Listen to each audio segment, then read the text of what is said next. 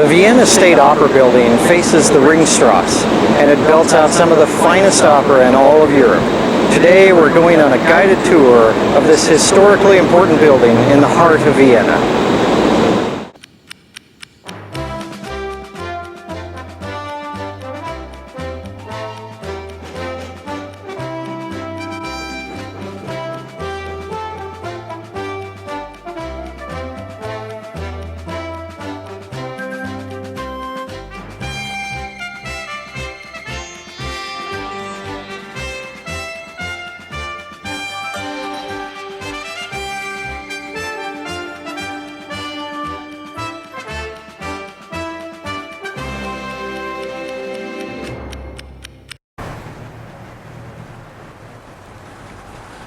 When it was built 130 years ago, critics hated the building, which led the architect to commit suicide.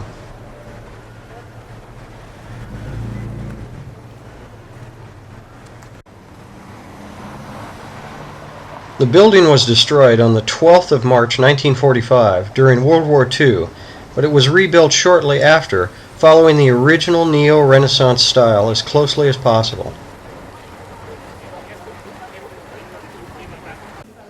It's a sumptuous place.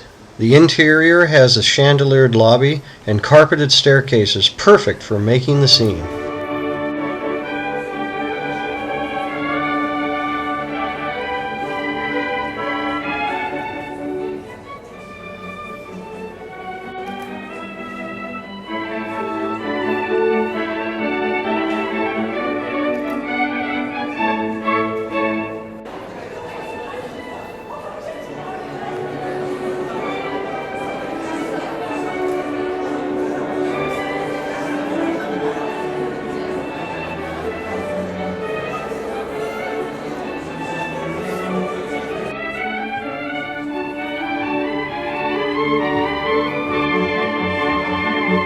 The theater itself features 5 wraparound balconies, gold and red decor, and a beautiful bracelet-like chandelier in the ceiling.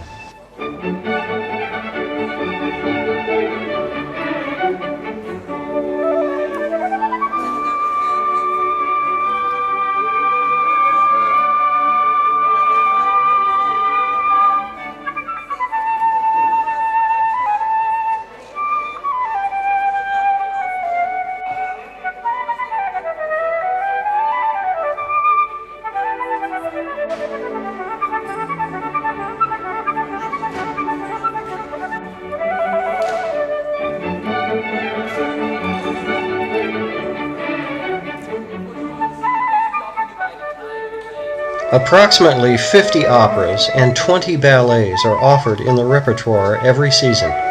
Backstage, over 250 technical employees work from early in the morning and through the night in order to prepare for the daily changes of performances.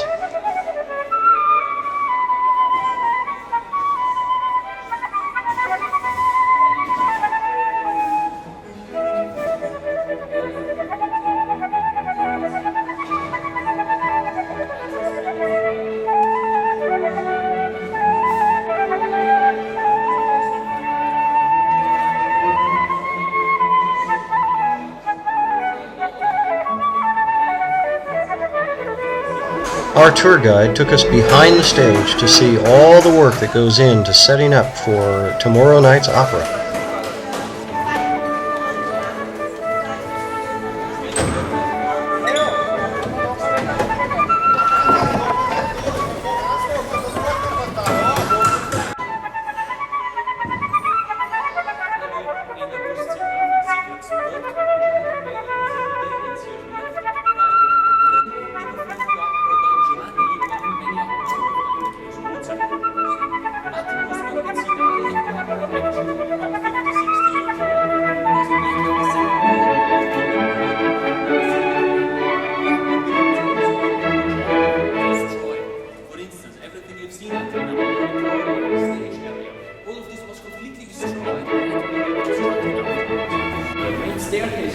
Pretty much everything you can see from here, this is still a part of the original opera house. So this part here is really 140 years old. Since it's also the main entrance, it's one of the first things every visitor sees after entering the building, which is why I put the two leaves there on the walls, these angels. They are here to inform everyone about the two main art forms which are presented every night. So, three windows in the middle, and behind these three windows there was the Emperor's reception room. So one of the first things every visitor saw back then after entering the opera was more or less the Emperor's room there, although of course it was impossible to really look into the room itself. Just like right now, the windows were all shut, curtains closed, and you could only tell if the lights were switched on in there or not. But the windows were put here because back then a lot of people came to the opera not because they were interested in the performances, but they just wanted to see the Emperor. So a lot of them entered through the main entrance down there, looked upstairs, and if they saw that the light was switched on, that the Emperor was probably here, then they would go to the box office and buy tickets for the performances. Drank tea and stuff like that. Which is why nowadays the room is actually called Caesar, because it drank so much tea here. It's usually still not accessible to the general public nowadays, so the doors here are always closed, and the room is mostly used for special occasions. For instance, the presentation of the new opera program for the coming season takes place in here. Small press conferences held, TV interviews are recorded in here. Basically, every time the opera needs a beautiful room to show around, the show TV, they use this one. So, this room here back in part of the reconstructed opera house. This is nowadays one of three main general intermission rooms. The room which was originally at this place was also kind of an intermission room, but back then it was only for the high aristocracy. Nowadays the room is called the marble hall, mostly because of the marble mosaics in here.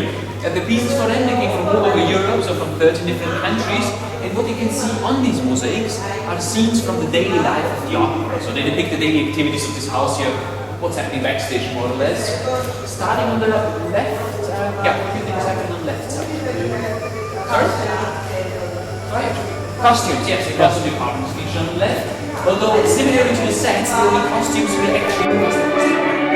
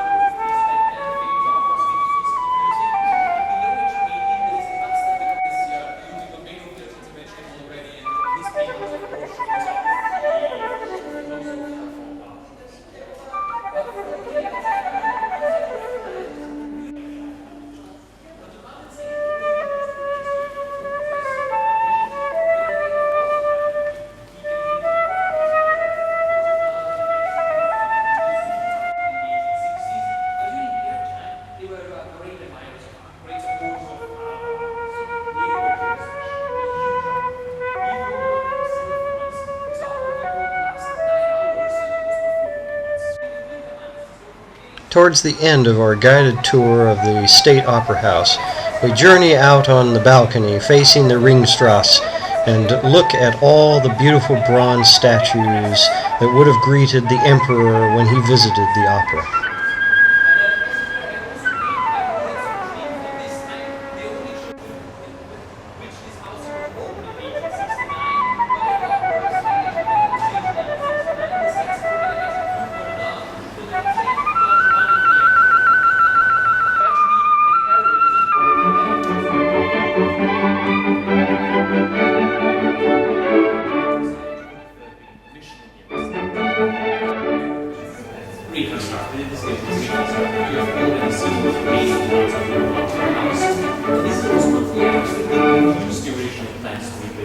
Because originally, this here wasn't one big, but 8 small.